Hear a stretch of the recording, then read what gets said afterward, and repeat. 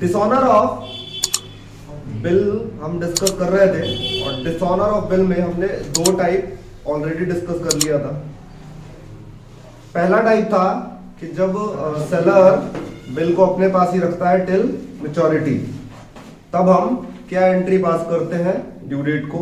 और फिर second type, जब वो डिस्काउंट करा लेता है तब ड्यू डेट को हम क्या एंट्री पास करते हैं, डिसऑनर के केस में, है ना। इंडोर्समेंट के केस में, यानी सेलर ने बिल इंडोर्स कर दिया किसी को और फिर वो बिल क्या हो जाता है, डिसऑनर, है ना। तब आपको देखना है कि हर पार्टीज की बुक में आप क्या एंट्री पास करोगे। डिसऑनर के केस में सारी एंट्री ऑलमोस्ट सेम रहेगी एज नॉर्मल क्वेश्चन, बस आपको ड्यू डेट को क्या एंट्री पास करनी है किसकी बुक में, ये क्लियर होना चाहिए।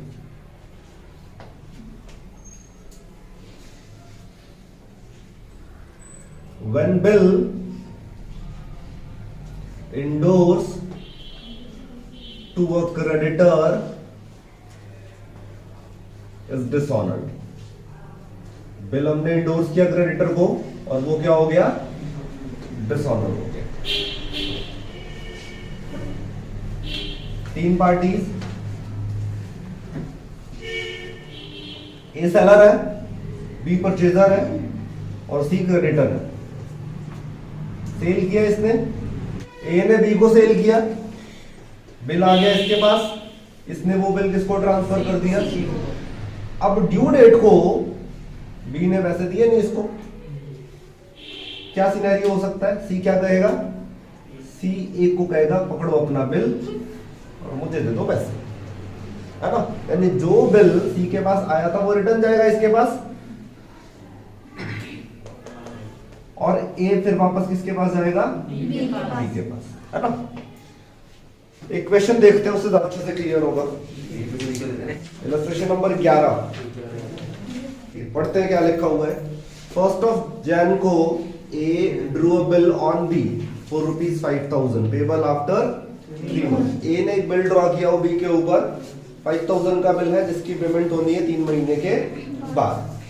B accepted the bill and return it to A। B ने उस बिल को एक्सेप्ट किया और वापस कर दिया A को।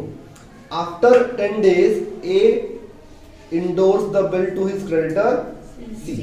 10 दिन के बाद A ने उस बिल को इंडोर्स कर दिया, ट्रांसफर कर दिया किसको, C को। और on the due date, the bill was dishonored। Bill क्या हो गया, डिसऑनर हो गया। डिसऑनर होने का मतलब B ने पैसे नहीं दिए। And C paid 100 as noting charges। Noting charges 100 rupees का किसको पे करना पड़ा, C को। मैंने आपको बताया हुआ है कि नोटिंग चार्जेस कौन पे करता है, किसके पास बिल होता है। और इस क्वेश्चन में, इस इलस्ट्रेशन में बिल किसके पास है, C के पास।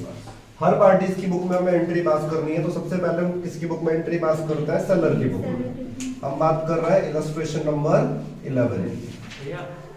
भैया तो जो वो नोटिंग चार्ज देगा वो बी के उसमें अमाउंट में ऐड कर देता है ना भैया ना। अब ये पे करेगा, ये इससे रिकवर करेगा, ये इससे रिकवर करेगा, फिर वो उसको दे देगा, फिर सी को दे देगा। क्या दे देगा, फिर सी को दे देगा। क्यों दे देगा, रिटर्न होना तो फिर वही दोबारा रिटर्न कर सकता है। ये बिल इसको रिटर्न करेगा और कैश ले लेगा इससे, है ना। और कैश की बात तो है नहीं, क्योंकि बिल के पैसे मिले नहीं, तो दोबारा अगर ये बिल इसको ट्रांसफर करेगा तो ये लेगा नहीं, क्योंकि एक बिल ट्रांसफर किया तो उसके पास तो मिले नहीं। दूसरे वाले से वो कहेगा सीधा सा कैश दे दो मुझे, मुझे नहीं चाहिए बिल बिल्कुल, है ना। तो उसकी बात नहीं है क्वेश्चन में, हम इतना डिटेल में नहीं जाएंगे, ठीक है। बिल डिसऑनर हुआ, दैट्स इट। सबसे पहले हम किसकी बुक में एंट्री पास करते हैं, सेलर की बुक में। और सेलर कौन है यहाँ पर, ए की बुक्स में जर्नल एंट्रीज पास करता है।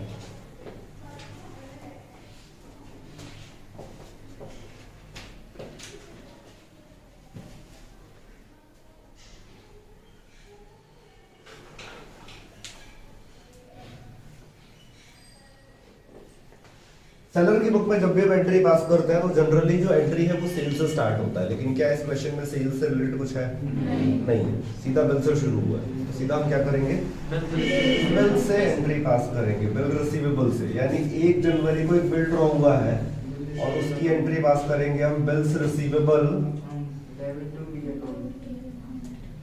अभी तक एंट्री याद हो जानी चाहिए अगर आपको, और जब भी होमवर्क होगा आपसे नरेशन भी लिखना है इसका। ठीक है, कितने का है? 5000 का बिल ड्रॉ हुआ है। ए ने 1 जनवरी को एक बिल ड्रॉ किया बी के ऊपर। उसके बाद क्या हुआ है? एक 3 महीने का बिल ड्रॉ हो गया। उसके बाद क्या कह रहा है वो? 10 दिन के बाद उसने बिल को इंडोर्स कर दिया। जनवरी 1 को बिल ड्रॉ हुआ था, इंडोर्स कब हुआ है? 10 दिन बाद, यानी 11 जनवरी को। और इंडोर्स की क्या एंट्री होती है? जिसको भी इंडोर्स करते हैं हम उसको डेबिट करते हैं and to bills receivable.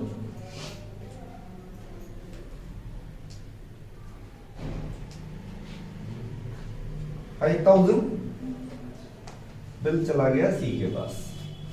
Endorse करने के बाद अगर बिल की पेमेंट हो जाती तब तो हम आगे कोई एंट्री पास नहीं करते यहाँ पर, लेकिन बिल हो गया डिसऑनर। और डिसऑनर के केस में ड्यू डेट को आपको सबकी बुक में एंट्री पास करनी होती है, जितनी भी पार्टीज इन्वॉल्व होती हैं, जितनी भी पार्टीज की बुक में आप एंट्री पास कर रहे हो। 1 जनवरी को बिल लिखा गया था 3 महीने के लिए। ड्यू डेट क्या है इसका? 4 अप्रैल। 4 अप्रैल को इसकी बुक्स में एंट्री पास करना पड़ेगा। और डिसऑनर की एंट्री जब भी आप पास करते हो तो उसका एक ही लॉजिक है, आपको बस ये देखना है कि ए किससे पैसे मांगेगा। जिससे पैसे मांगना है उसको डेबिट और जिसको पैसे देना है वो क्रेडिट। 4 अप्रैल को ए किससे पैसे मांगेगा? बी को डेबिट किया हमने। अच्छा, किसको पैसे देने पड़ेंगे? इसको।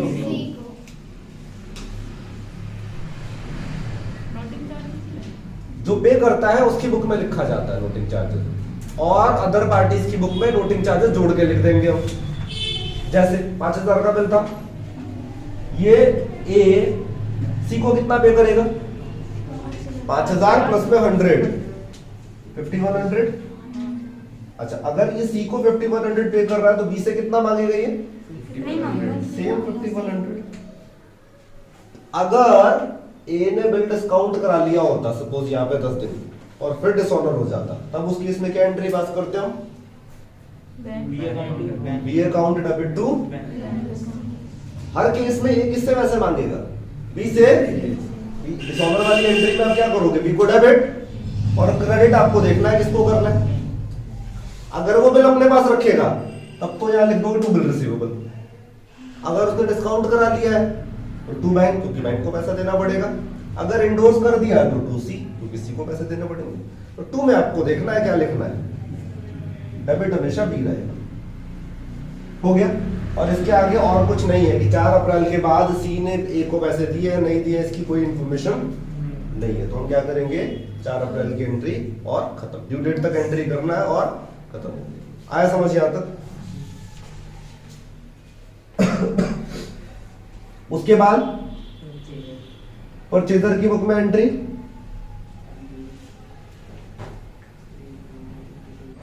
परचेजर की बुक पे जब भी हम एंट्री पास करते हैं तो सेलर की बुक का ऑपोजिट करना है, लेकिन ध्यान रखना है कि सारी एंट्री ऑपोजिट नहीं करेंगे। फर्स्ट एंट्री 1 जनवरी को बिल ड्रॉ हुआ है, तो इसने बिल रिसीव किया है तो इसने बिल एक्सेप्ट भी किया होगा, तो इस एंट्री का ऑपोजिट होगा। और इस एंट्री का जब हम ऑपोजिट करेंगे एंट्री होगी A's account bills payable account.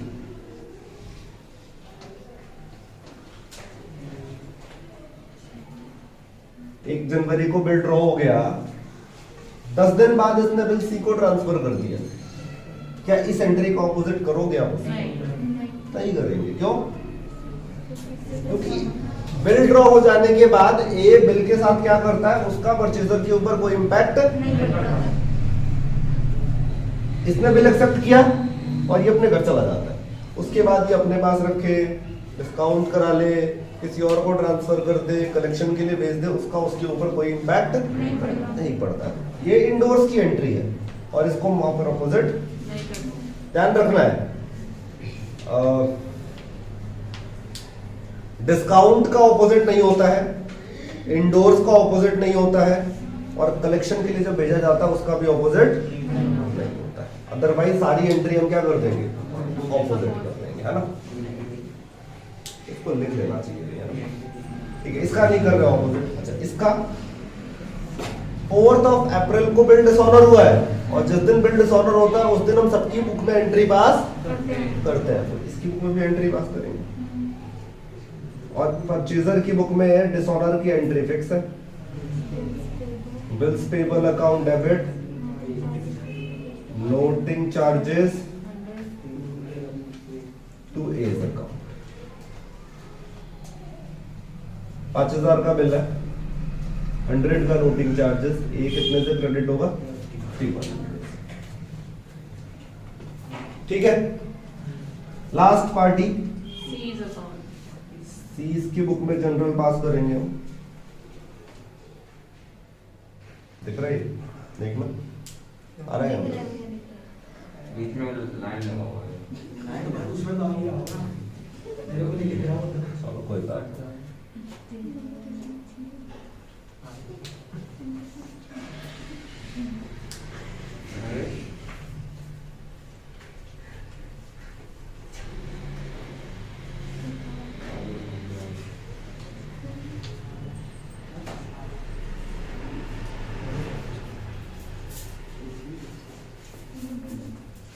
सी इस पूरे क्वेश्चन में कौन सी डेट को इन्वॉल्व हुआ है?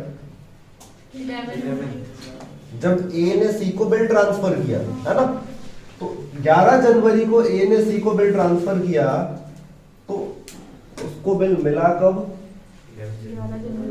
इसकी बुक में हम एंट्री पास करेंगे 11 जनवरी को, और बिल जब रिसीव होता है तो हम एंट्री पास क्या करते हैं? Bill receivable. पेएबल बस परचेजर के लिए होता है, अदर पार्टीज के लिए हमेशा रिसीवेबल लिखेंगे। बिल्स रिसीवेबल टू ए के थ्रू मिला है ना इसको, 5000 का बिल मिल गया उसको। अच्छा, जब इसको 11 जनवरी को बिल मिल गया, क्या किया इसने बिल के साथ? कुछ रखा हुआ था, अपने पास रखा हुआ था इसने 3 महीने तक, है ना? और 3 महीने बाद क्या पता लगता है इसको कि बिल डिसऑनर हो गया। यानी 11 जनवरी के बाद हम कब एंट्री पास करेंगे? 4 अप्रैल को। अच्छा, 4 अप्रैल को जब डिसऑनर की एंट्री पास करते हो आप जब भी हम डिसऑनर की एंट्री पास करेंगे तो ध्यान रखना है, सी किससे पैसे मांगेगा? ए डेबिट हो जाएगा। क्या इसको पैसे देने हैं किसी को? इसके पास तो बिल है ना, तो बिल रिसीवेबल। अगर जिसके पास बिल है, देने नहीं है पैसे, तो बिल रिसीवेबल। और नोटिंग किसने पे किया है? जो नोटिंग पे करता है उसकी बुक में टू कैश लिखता है। नोटिंग के लिए 5000 का बिल, 100 रुपीज का नोटिंग और 5100 का ए से डेबिट। आया समझ में? डिसऑनर वाली एंट्री B2C, इसका तो फिक्स ही होता है हमेशा, और यहाँ पे A to bill receivable and to cash. पहला टॉपिक क्या है? जब सेलर बिल अपने पास ही रखता है टिल मैच्योरिटी और फिर बिल क्या हो जाए? डिसऑनर हो जाए। सेकंड टॉपिक क्या होता है? जब वो डिस्काउंट करा लेता है और फिर डिसऑनर हो जाए। थर्ड केस होता है जब किसी को इंडोर्स कर दिया और फिर डिसऑनर हो जाए। और लास्ट केस होता है जब कलेक्शन के लिए भेज दे वो और फिर डिसऑनर हो जाए। तो कलेक्शन वाला क्वेश्चन है, इसको देखते हैं। Question number 18। 1 जनवरी को ए ने एक बिल ड्रॉ किया हुआ है बी के ऊपर 1000 का, जिसकी पेमेंट होनी है 3 महीने के बाद। आगे लिखा हुआ है, इमीडिएटली आफ्टर इट्स एक्सेप्टेंस, जैसे बिल एक्सेप्ट हुआ, A sends the bill to his bank for collection. A ने वो बिल किसको भेज दिया? बैंक को भेज दिया कलेक्शन के लिए। On the due date the bill was dishonoured, लेकिन बिल क्या हो गया? डिसऑनर हो गया। आपको ए की बुक्स में एंट्री पास करनी है और बी की बुक्स में। सबसे पहले हम ए की बुक्स में एंट्री पास करते हैं, क्योंकि ए सेलर है।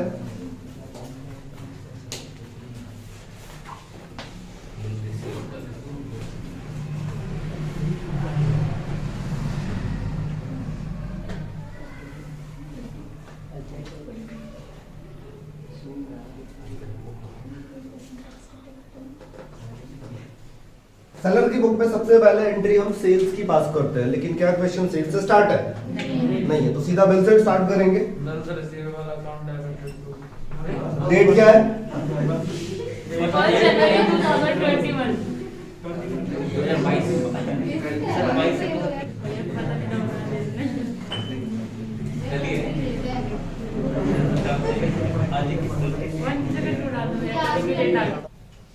पार्ट नहीं है। Bills receivable account debit to B's account.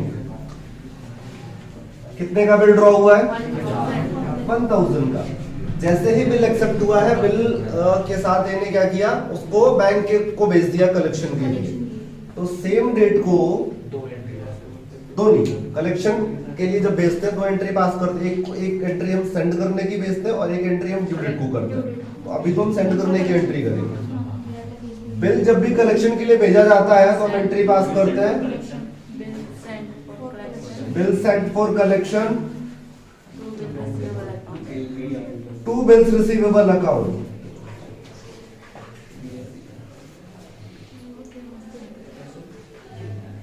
Bank को बिल भेज दिया गया है। अब ड्यू डेट को एंट्री पास करेंगे हम। क्या है ड्यू डेट? 3 महीने बाद 4th ऑफ अप्रैल। अच्छा, 4th ऑफ अप्रैल को अगर पैसे मिल गए होते तो हम एंट्री पास करते कि bank account debit to bills receivable account, है ना। लेकिन डिसऑनर हो गया, तो डिसऑनर के केस में आपको देखना है एक किससे पैसे मांगेगा, बीस डेबिट। और क्या किसी को पैसे देने भी है इसको? नहीं देने हैं पैसे। Bill sent for collection. अपने पास ही रखता तो बिल रिसीवेबल हो जाता, लेकिन कलेक्शन के लिए भेज दिया ना इसने, तो bill sent for collection account. क्या नोटिंग चार्जेस भी है? है नोटिंग चार्जेस? अच्छा, अगर इस केस में नोटिंग चार्जेस होता तो कौन पे करता? बैंक लेटर पे करता, ये वाला यही पे करता, यही पे करता, क्योंकि बैंक को केवल कलेक्शन के लिए भेजा गया है ना। बैंक को पैसे नहीं मिलेंगे, वो बिल आपको वापस भेज देगा, है ना। ये लो समझो अपने बिल के साथ। तो अगर होता तो हम यहाँ पे टू कैश लिख देते, लेकिन नहीं है। कितने का बिल था? 1000 का।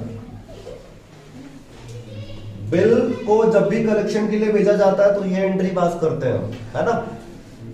और डिसऑनर की डेट को 20 तो डेबिट होगा ही हमेशा एक ही बुक में, टू बिल सेंट फॉर। दूसरा है purchaser.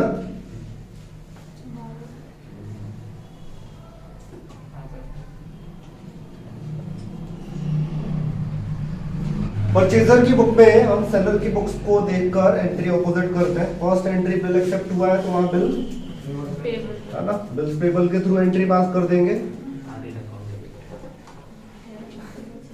As account debit to bills payable account.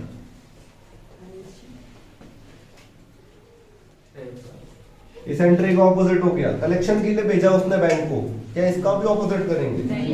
नहीं करेंगे। सीधा एंट्री बिल एक्सेप्ट होने के बाद सीधा ड्यू डेट। परचेजर की बुक में डिसऑनर की एंट्री फिक्स है, बिल्स पेबल डेबिट। अगर नोटिंग चार्जेस होगा तो नोटिंग चार्जेस भी डेबिट टू ए, लेकिन इस बार तो नोटिंग चार्जेस नहीं है, सीधा क्या कर देंगे ए।